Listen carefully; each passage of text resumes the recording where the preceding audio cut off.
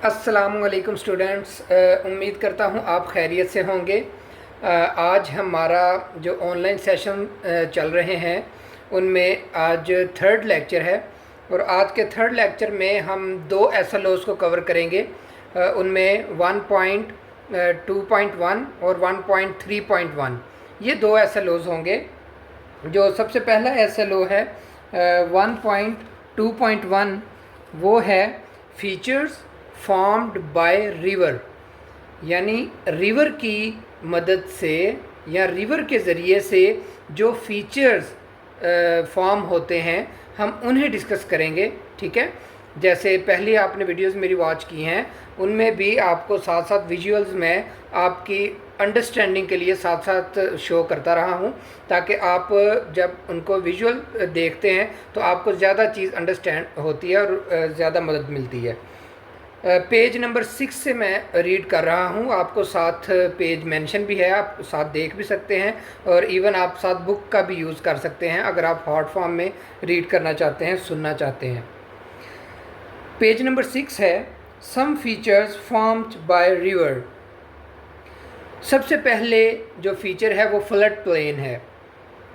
अब प्लेन बहुत डिटेल से हम पिछले 2 लेक्चर्स में अच्छी तरह उसे समझ चुके हैं और अभी दोबारा एक फ्लड प्लेन यहाँ पे हम पढ़ेंगे और बहुत ज़्यादा डिटेल से मैं इसको नहीं आपको करवाऊँगा क्योंकि ऑलरेडी हम बहुत ज़्यादा डिटेल से इसको कर चुके हुए हैं।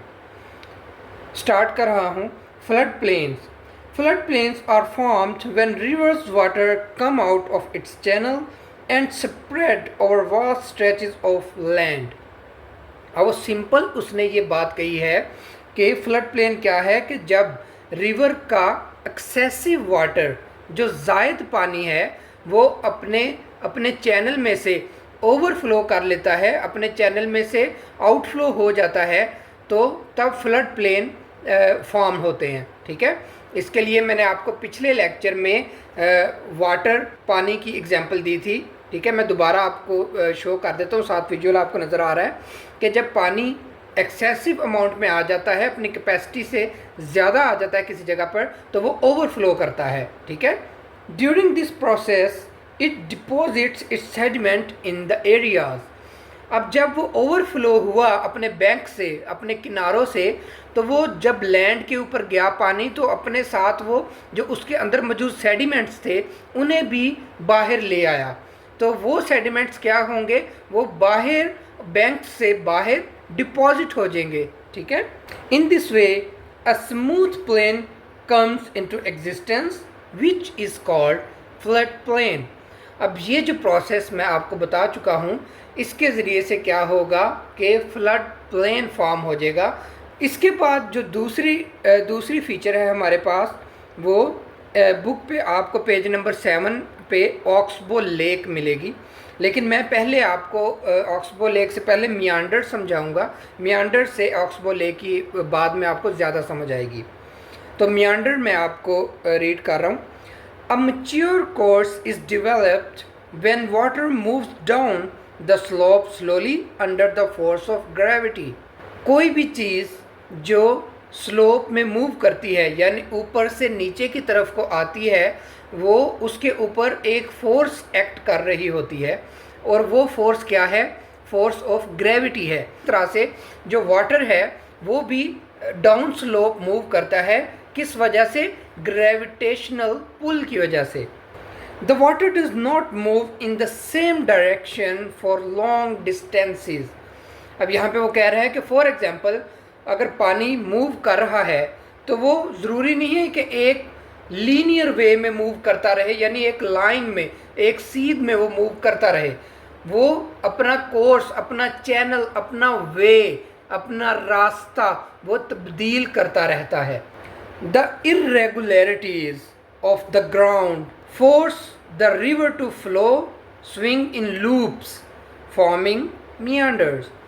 अब वो कह रहा है कि आपके जो ग्राउंड के ऊपर इर्रेगुलरिटीज़ होती हैं, इस बात का क्या मतलब है कि हमने क्या पढ़ा था कि हमारी लैंड जो है वो अंडुलेटिंग भी हो सकती है। ठीक है, ऊपर नीचे हो सकती है। ठीक है, फॉर एग्जांपल एक रिवर सीधा फ्लो कर रहा है लेकिन उसके अचानक रास्ते में आगे कोई हिल या कोई छोटा प्लेट्यू या इस तरह की कोई हर्डल आ गई है या कोई बैरियर आ गया है, तो वाटर क्या करेगा, वो सीधा जाने के बजाय वो अपनी डायरेक्शन चेंज कर लेगा। तो इसी डाइवर्जेंस की वजह से कई दफ़ा लूप्स बनना शुरू हो जाते हैं रिवर के अंदर। ठीक है, अभी आपको साथ इमेज में विजुअल्स में शो हो रहा है कि पानी बिल्कुल सीधा फ्लो नहीं कर रहा, वो जिग जैग वे में फ्लो कर रहा है। इट मीन्स कि वो लूप लाइक स्ट्रक्चर में मूव कर रहा है, और यही लूप लाइक स्ट्रक्चर जो है इसको हम रिवर की मियांडरिंग कहते हैं, यानी रिवर मियांडरिंग कर रहा है, यानी loop like structure in the river is called meandering. अब इसके बाद मैं वापस आता हूँ ऑक्सबो लेक के ऊपर। When a river enters into a plain area it twist and turn forming large bends और मियांडर्स। अब वो कह रहा है कि जब पानी ऊपर से फ्लो कर रही है, यानी नॉर्थ से, फॉर एग्जांपल हिमालयन एरिया से वो जब मूव कर रहा है सदर्न की तरफ, यानी कि अरेबियन सी की तरफ जब वो मूव कर रहा है, मैं पाकिस्तान की एग्जांपल दे रहा हूँ, अरेबियन सी की तरफ जब वो मूव कर रहा है वाटर, तो एक वक्त ऐसा आएगा जब वहाँ पे लोअर कोर्स में, यानी रिवर के डिफरेंट कोर्सेज है, नेक्स्ट में हम इंशाल्लाह इसको डिटेल से डिस्कस करेंगे, तो एक ऐसा वक्त आता है कि जब वो उसका स्लोप में, पहले तो स्लोप में फ्लो कर रहा होता है, लेकिन एक वक्त आता है कि स्लोप बिल्कुल ऐसे हो जाता है, यानी बिल्कुल थोड़ा सा स्लोप रह जाता है, तो तब उसकी मूवमेंट स्लो हो जाती है।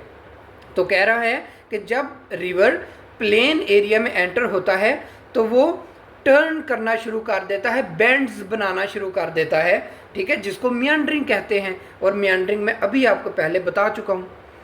Due to continuous erosion and deposition along the sides of the meander, the ends loop close and after a while cut off from the river and form Oxbow Lake.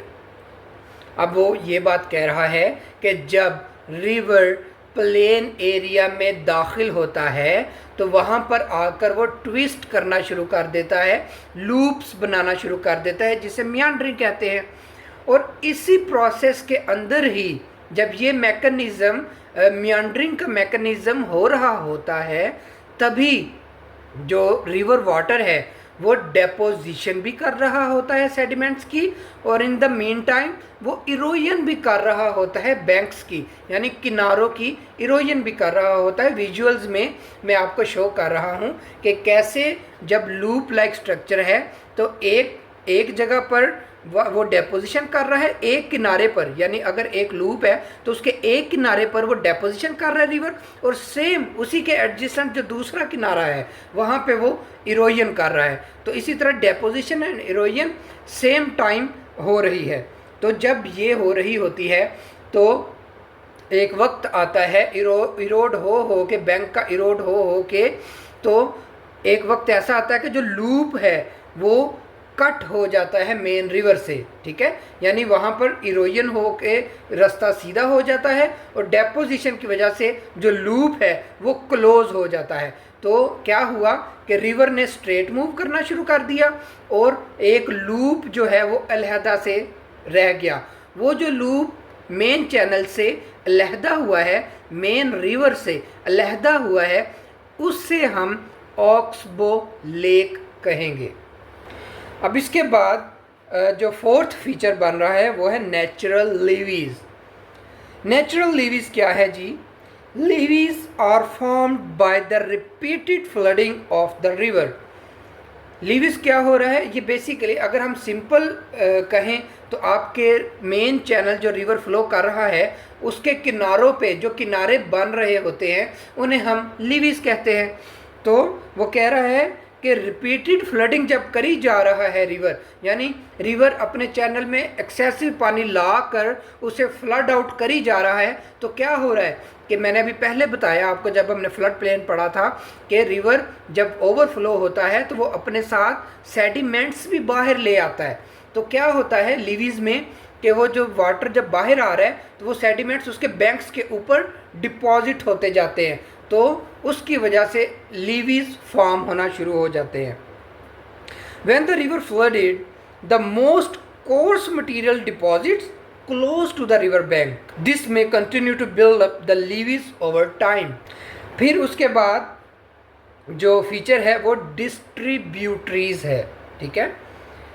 When a river approaches the sea, its speed decreases and it breaks down into a number of streams called या known as distributaries. अब मैंने आपको बताया कि for example Pakistan की example लें तो water कहाँ से शुरू हुआ हिमालयन एरिया से, ठीक है. नॉर्थ हिमालयन एरिया से वाटर स्टार्ट हुआ, स्लोप तब ऐसा था, ठीक है, ऐसा स्लोप था, ठीक है. फिर आहिस्ता आहिस्ता वो नीचे जैसे जैसे पानी सदर्न साइड पे मूव करता गया, साउथ में आपके क्या है अरेबियन सी है, तो वहाँ पे जैसे जैसे मूव करता गया उसको ऐसा ग्रेडियंट मिलता रहा और इवेंचुअली जब वो अरेबियन सी के बिल्कुल करीब पहुँच गया तो वो ऑलमोस्ट इस तरह का हो गया. यानी स्लोप शुरू में क्या था, ये स्लोप था, लेकिन जब वो एंड पे पहुँचा तो उसको ये स्लोप मिल गया, ठीक है. तो जब वहाँ पे ये पहुँच रहा है तो वो वहाँ पे डिफरेंट स्ट्रीम्स में डिवाइड हो जाता है. यानी पीछे से मेन स्ट्रीम आ रही है, मेन चैनल आ रहा है रिवर का, लेकिन जैसे ही वो साउथ एरिया में पहुँचा तो वो डिफरेंट स्ट्रीम्स में चेंज हो गया, डिवाइड हो गया. तो ये जो डिवीजन है उसके डिफरेंट स्ट्रीम्स के अंदर, इसको हम डिस्ट्रीब्यूटरीज कहते हैं, ठीक है. ट्रिब्यूटरीज डिफरेंट स्ट्रीम्स और डिस्ट्रीब्यूटरीज यानी जब वो तकसीम हो जाता है मुख्तलिफ स्ट्रीम्स में. कौन? Main river. The shape of these distributaries are like a symbol of delta, so it is called river delta. अब एक और टर्म है यहाँ पे डेल्टा. डेल्टा बेसिकली कहाँ बन रहा है, आपके रिवर एंड और ओशियन के स्टार्टिंग पॉइंट उसके माउथ के ऊपर. अब जो स्ट्रीम हमने पढ़ी, जो डिस्ट्रीब्यूटरीज बनी है, उनकी शेप बिल्कुल ट्रायंगुलर शेप बनती है, ठीक है. मैं आपको साथ विजुअल्स शो कर रहा हूँ, आप देख सकते हैं कि बिल्कुल ट्रायंगुलर टाइप शेप है, ठीक है.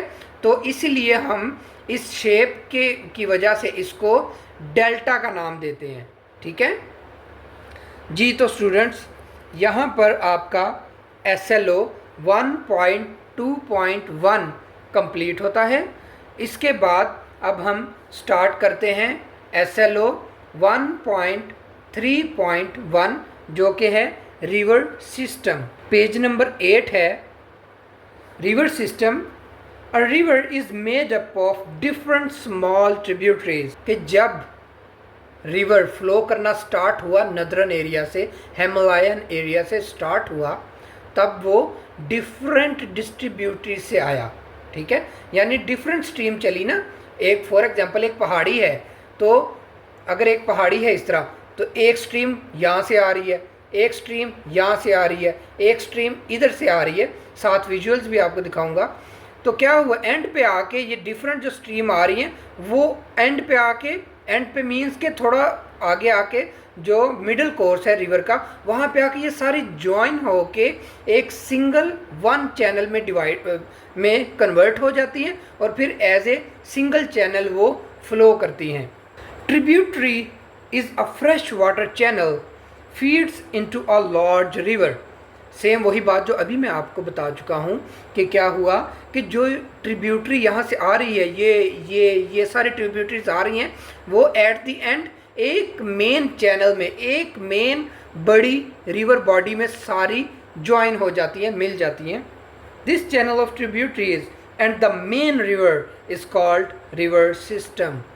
मतलब कि अगर हम कहते हैं कि ये ट्रिब्यूटरीज हैं जो आ रही हैं और ये इसके आगे एक मेन रिवर चैनल है बड़ा, तो ये सारा जो एरिया है यानी मेन रिवर प्लस ट्रिब्यूटरीज, ये सारा जो एरिया को अगर हम एक वर्ड में बयान करें, एक्सप्लेन करें, तो वो वर्ड हम क्या लेंगे, रिवर सिस्टम कहेंगे उसे. The area that a river system cover is called बेसन. अब ये इसको हम सिस्टम जो था, ये सारा ट्रिब्यूटरीज और मेन रिवर का, इसको तो हमने रिवर सिस्टम कह दिया, लेकिन ये जितना एरिया ये ट्रिब्यूटरी, फॉर एग्जांपल यहाँ से लेके यहाँ तक एक ये एरिया ट्रिब्यूटरीज ने कवर किया है, फिर आगे रिवर का भी कुछ एरिया जो कवर किया है। तो ये सारा जो एरिया मिला के हम एक नेम लेंगे, उसे हम बेसन कहेंगे। ओके स्टूडेंट्स, इसके बाद एक बहुत इम्पोर्टेंट यहाँ पे आपको बुक में इमेज दी गई है, साथ मैंने आपको विजुअल में शो भी किया है। इसमें आपको 3 कोर्सेज नज़र आ रहे हैं रिवर के। मैंने अभी पिछला जब एसएलओ करवा रहा था तब मैंने जिक्र किया था और कहा था कि आगे हम पढ़ेंगे। तो जी अब हम कोर्सेज के बारे में देखेंगे कि मैं आपको बार बार एक एग्जांपल दे रहा हूँ कि हिमालय से स्टार्ट हो रहा है, स्लोप ऐसे है, तो ये वाला कौन सा कोर्स है? ये अपर कोर्स है, यानी बिल्कुल स्टार्टिंग पॉइंट है रिवर का, ठीक है। फिर उसके और यहाँ पे क्या बन रहा है, यहाँ पे आपको वाटरफॉल्स मिलते हैं, ठीक है। फिर यहाँ पे आपको बहुत ज़्यादा स्टीप स्लोप मिलता है, यानी अगर ये स्लोप है तो इसको हम जेंटल कहेंगे, अगर ये स्लोप है तो इसे हम स्टीप स्लोप कहेंगे। तो अपर कोर्स में आपको स्टीप स्लोप मिल रहा है। फिर उसके बाद आ जाता है मिडल कोर्स। अब मिडल कोर्स में आपको बेसिकली जो अभी पीछे हमने फीचर्स पढ़े, meandering, oxbow lake, flood plain, levees, ये सारे जो फीचर्स हैं ये आपको मिडल कोर्स में मिलते हैं। फिर उसके बाद आ जाता है लोअर कोर्स, ऐसा कोर्स जहाँ पे ग्रेडियंट या जो आपका स्लोप है वो बिल्कुल जेंटल हो जाता है, ठीक है। तो यहाँ पे आपको डिफरेंट चीज़ें मिलती हैं, जैसे डेल्टा। जैसे डेल्टा हमने पढ़ा कि वो क्या है, कि आपका ट्रायंगुलर शेप में जब ट्रिब्यूटरीज बनती हैं तो वो एक ट्रायंगुलर शेप बनाती है, उसे हम डेल्टा कहते हैं। तो ये फीचर आपको लोअर कोर्स में मिल रही है। ओके तो स्टूडेंट्स, यहाँ पर आपका SLO 1.3.1 भी कंप्लीट होता है। मैं उम्मीद करता हूँ कि आपको समझ आई होगी। अब यहाँ पर आपकी रिस्पॉन्सिबिलिटी है कि आपको जो वर्कशीट इन 2 SLO से रिलेटेड दी जाएगी वो आपने कंप्लीट करनी है और मुझे सबमिट करनी है। इसी की बेस पे आपकी अटेंडेंस काउंट होगी। जैसे पहले भी मैं आपको बताता रहा हूँ कि जो आप लेक्चर सुनते हैं उसी की आपको वर्कशीट दी जाएगी, उसी लेसन में से, उसी लेक्चर में से होगी और आपको वो फिल करनी होगी। अगर आप वो नहीं करते कम्प्लीटली फिल तो आपको गैर हाजिर शुमार किया जाएगा। तो इसलिए आप लेक्चर्स को गौर से, ध्यान से सुनिए, ठीक है, और फिर वर्कशीट को सॉल्व कीजिए ताकि आपकी गैर हाजिरी ना हो और आपको ज़्यादा नॉलेज गेन हो। तो आज का लेक्चर यहाँ पे ओवर करते हैं। अल्लाह हाफिज़।